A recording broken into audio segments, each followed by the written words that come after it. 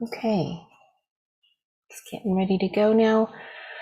So today is Tuesday, March 15th. It's 10 a.m. I'm Christina Dillabo, Director of Communications for the Desert Southwest Conference. Thank you, everyone that was able to join me today. And if you're watching the recording, thanks for watching. I would love to get emails from you or give me a phone call and let me know if there's something else that you want to cover. If you have a question, last week, or heck, it could have been yesterday, I had a church asking me about their Zoom account. They're trying to get support for their new Zoom. They have two Zoom accounts at their church, and one of them was working fine, but the other one was now, like, it was for their lay leader and now it's for somebody else, and they no longer had access to that email address for that lay leader for the second Zoom account. So they're trying to get help from Zoom to, I don't know, be able to access it. I'm not really sure, but I'm bringing it up because if this ever happens to you, especially with pastor changes, I could see where there might be an issue where you no longer have access to that email address and that person's not at your church anymore and you want to transfer the license to someone else. You can reach out to Zoom, and they were doing that. Eventually, it probably would have all worked out. But you can also reach out to me. In this case, what they were looking for was the personal ID number for that account. So I can go in and look that up. I can't go in and, I can go in and see all of our users. What else can I see? Yeah, if I go in to edit their profile, I would be able to see the personal ID number and the account number for that license. So if you need that, and Zoom's asking you for that to be able to help you, contact me. Even better is that because they didn't have access to that old email address, we worked out a great workaround, which was just to start a new license, close out that old license that they couldn't access anymore, and transfer all the data from that old license into the new one. So then they didn't have to worry about trying to access it or I think they were just trying to reschedule a meeting and they couldn't go in because I don't know what. But anyway, so if you ever have problems with your Zoom license in the future, you can reach out to Zoom support, but don't forget, you can also reach out to me. I might be able to help you. Okay, so on to our to-do list. And actually, first I've got a question here about, I have a CCLI question that came up yesterday. Could ask it at the end. Sure, you can just remind me, don't let me sign out without going over that CCLI question.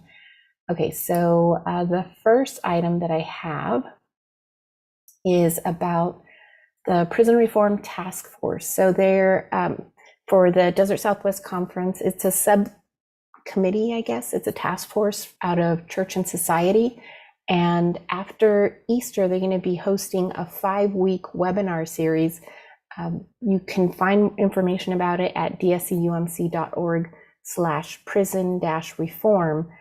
It starts on April 28th at 6:30 p.m. So registration is already open and available. If you go to that page, you'll find it. You will also find it on our conference Facebook, DSCUMC. What else? And people will only need to register once to access all 5. It's free. And Paul Bullis, the chair of the Prison Reform Task Force, is going to join us next week to talk more about this event. So as a communicator for now, I would recommend you guys to connect with your mission chair or church and society chair. If there's anyone in your church that's interested in things like that and writing to your local legislators, I think that's what it's called, maybe tell them about next week's Tuesday talk. And then they can ask Paul questions about the event. They can see if that's something they might be interested in attending, and they'll be able to get the word out to their friends that are also interested in that sort of thing. Outside of that, I will have an article available. It's a really short article about the event and who's the guest speaker. That's going to be on that same prison reform page. And yeah, and I've got a graphic for that you can use as well. That's it for that. Questions? Well, that's why I showed up today. I saw what was on the agenda, and I'm on the prison reform task force. So I thought if there were any questions today, I'd pop in and answer what I could. Awesome. Thanks, Jim. All right. No questions right now. So we'll have more details next week. I just wanted to make sure it's in your radar and that you pass on the information to other people that might be interested in hearing more about it. It's not the actual event. It's just details about the event so you can better spread the word. Go ahead, Jim. Just a question for Jim. Are they trying to obliterate the death penalty with this task force? Jim, you're muted. There you go. Sorry, I clicked it, but it didn't go off. The purpose of the task force is prison reform. There are a lot of things wrong with our justice system, and this is just one. There are approximately 20% of the people that end up on death row are subsequently found innocent of the crime that they've been charged with. And so that means there's a number of people that are likely being put to death who are completely innocent. That's the first terrible thing that's happening. The second is that a large percentage of those on death row are people of color. And we're finding in the justice system that people of color are they're prosecuted a lot more than others, especially others white. There's a saying that goes, capital punishment means them that don't have the capital get the punishment. And so that's what we're looking at. Plus the general board of race and religion has a statement that the death penalty really eliminates the possibility for people to repent and or regret of the things that they've done. And that's what we're about, I think, as Christians, for changing people from what they are into something better. That's been my theology all along, is trying to be better today than I was yesterday. Not that I'm perfect, but I'm trying to be better every day. So that's where we're working from. That's why I'm involved with this. Patty and I have been, my wife Patty and I have been involved with prison ministries for about 27 years, maybe a little bit longer now. We've kind of given up on actually going into prisons lately because of our age and distance to the facilities, but we're still involved in things like prison reform, and Patty's on the state board, Department of Corrections religious committee. So we're involved. And the short answer would be, if we're trying to get rid of it, yes, we're trying to get rid of it. It's an unfair system. It's a final, it's a permanent solution to a temporary problem. Not everybody can be reformed, but not everybody needs to be released into society either. But killing them is not going to give them a chance for reform. And with our focus on private prisons nowadays, incarceration for profit has turned our society into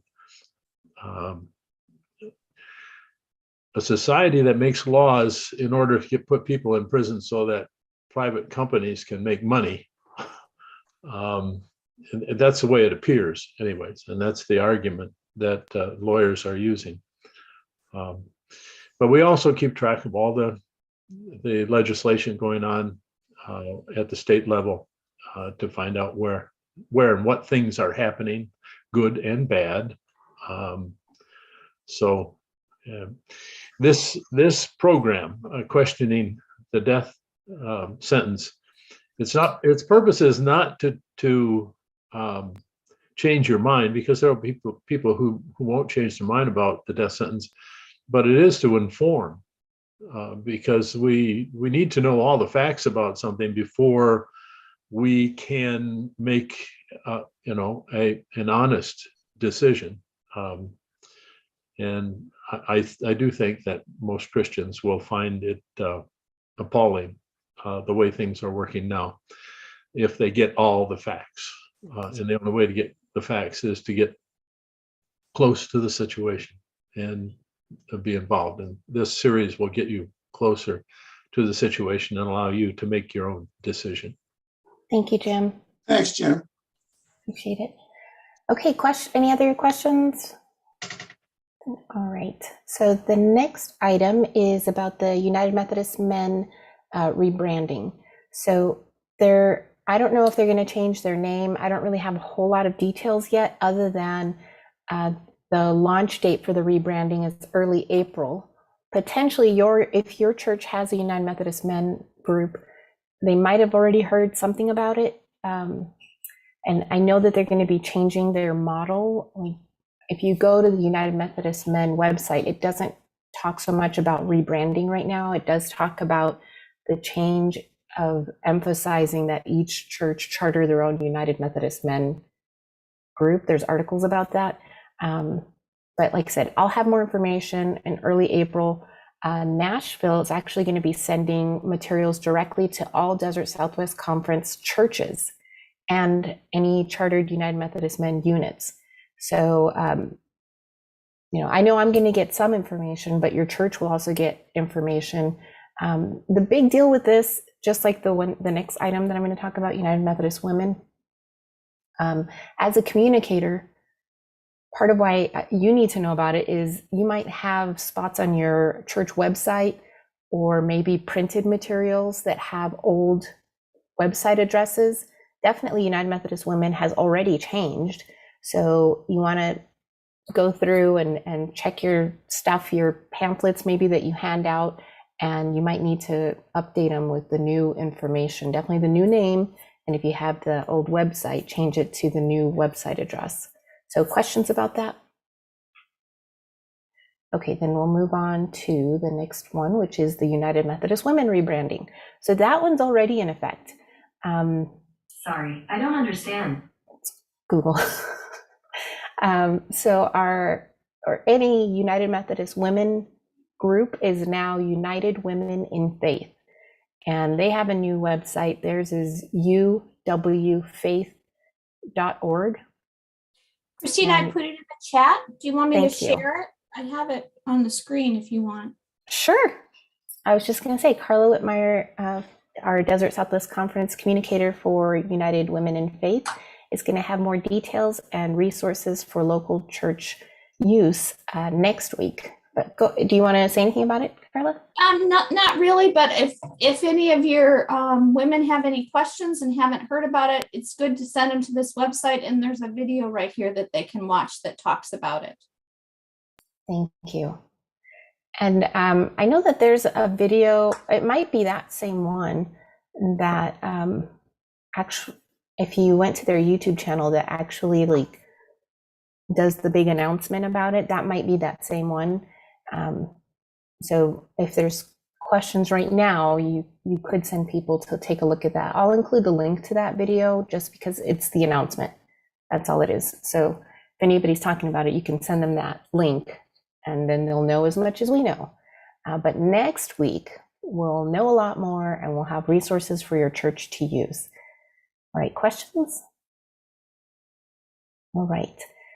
Then there will be a logo and information about branding and preferred fonts. All of that we'll be able to share that next week, right? For now, you could just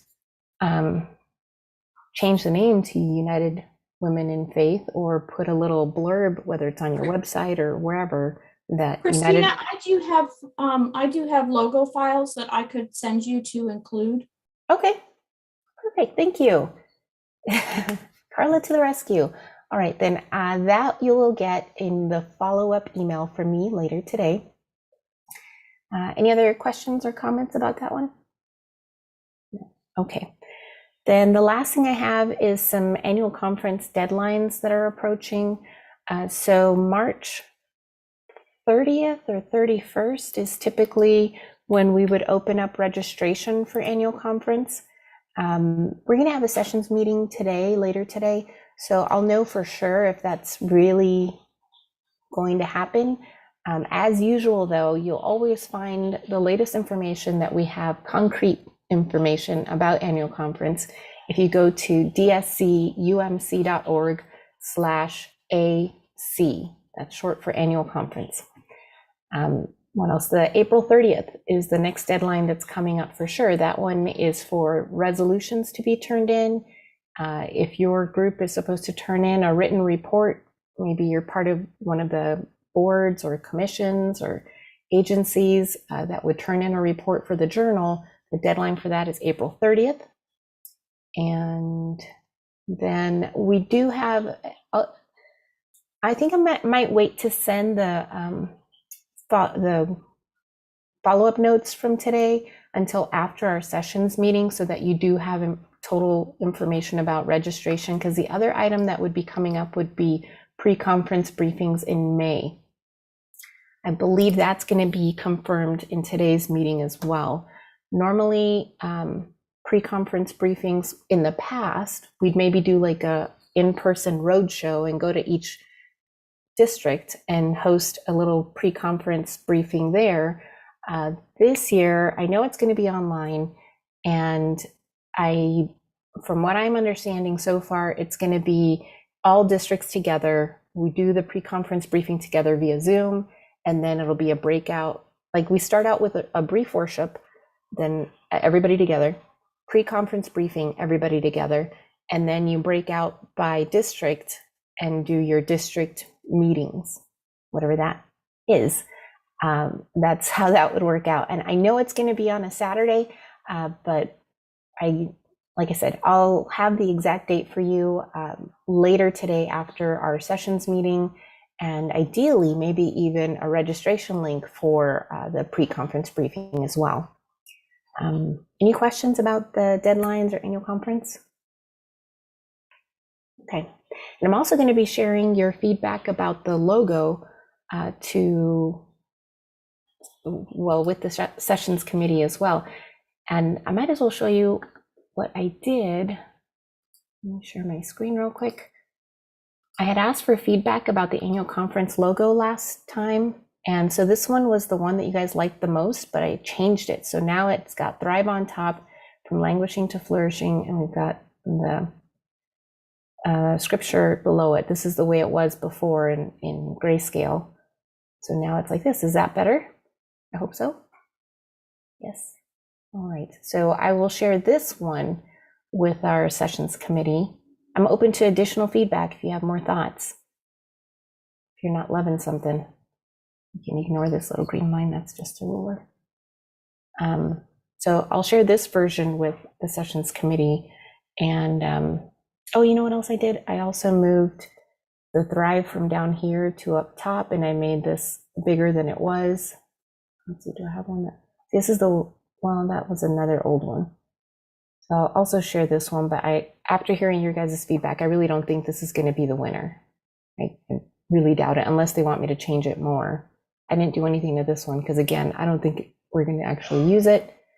That's all I did with changes. So just wanted to share that with you. Thank you for the feedback from last week. All right, so, oh yes, Carla, you had a question about copyright. I did. So the question is the CCLI, and I never know what the one is for the video. Those are what we use for, to be able to copyright, and we put them on the screen. But when we have a hymnal, if we own all the hymnals, do they have to use the CCL license?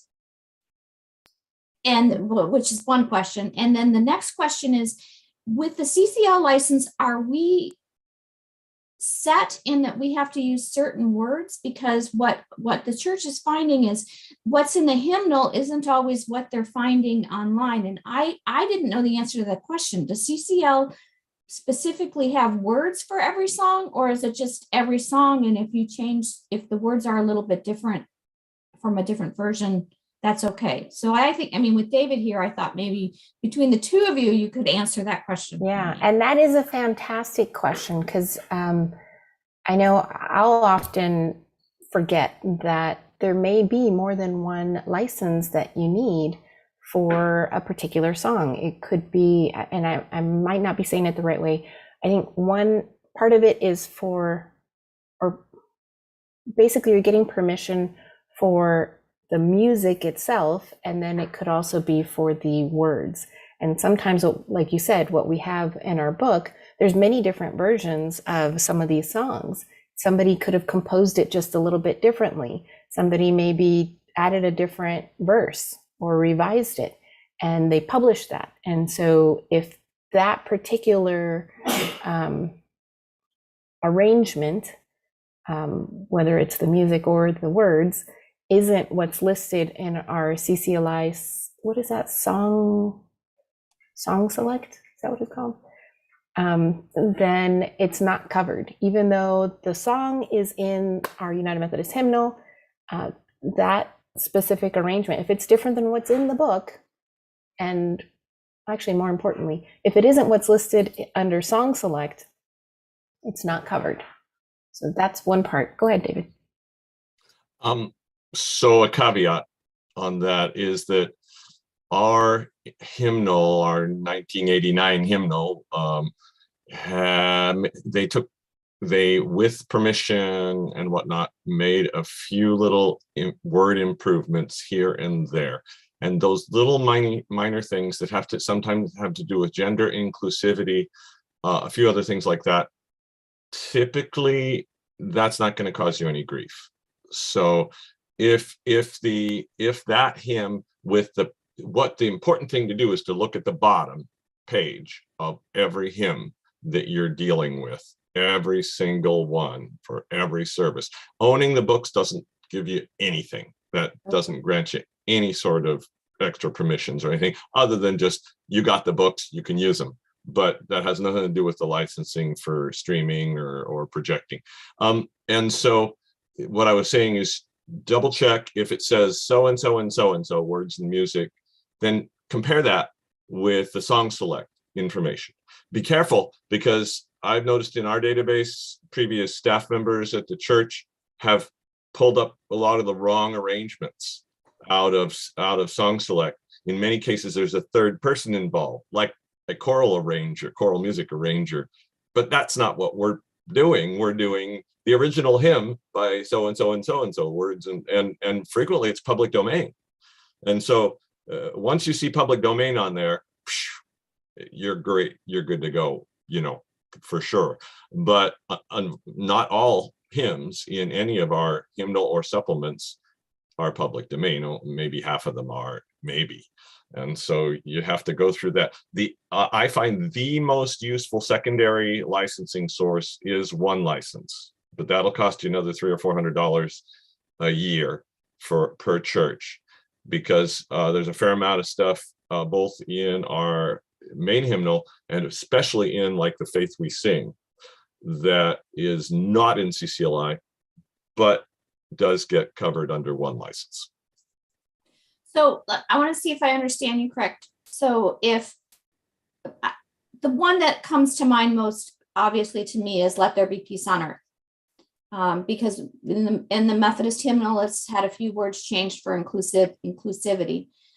So as long as the author on the bottom of the page in the hymnal matches the author in the CCLI, they're good to go with the slightly altered words. Yeah, because when we're talking about super slight, like single word changes, that was done for the publication of our hymnal, but it didn't really change the nature or the main content of the song. And so typically the copyright has been left alone, and they didn't actually re-copyright the version that has a couple little, but again, double check. So if it does say that it's, has a new copyright date from, and it's a Methodist, like Abingdon Press or one of the other Methodist organizations, then you might have to look for other licensing. So, but typically, no. Typically, if it's just a couple words changed and you find it in your CCLI, then you should be okay. Thank you. Thank you both. Yeah, thanks, David. Thanks for the question, Carla. Okay, so if there isn't anything else, is there anything else? Okay, then we are all done for this week's Tuesday Talk. Thank you for joining me, and I look forward to seeing you next week.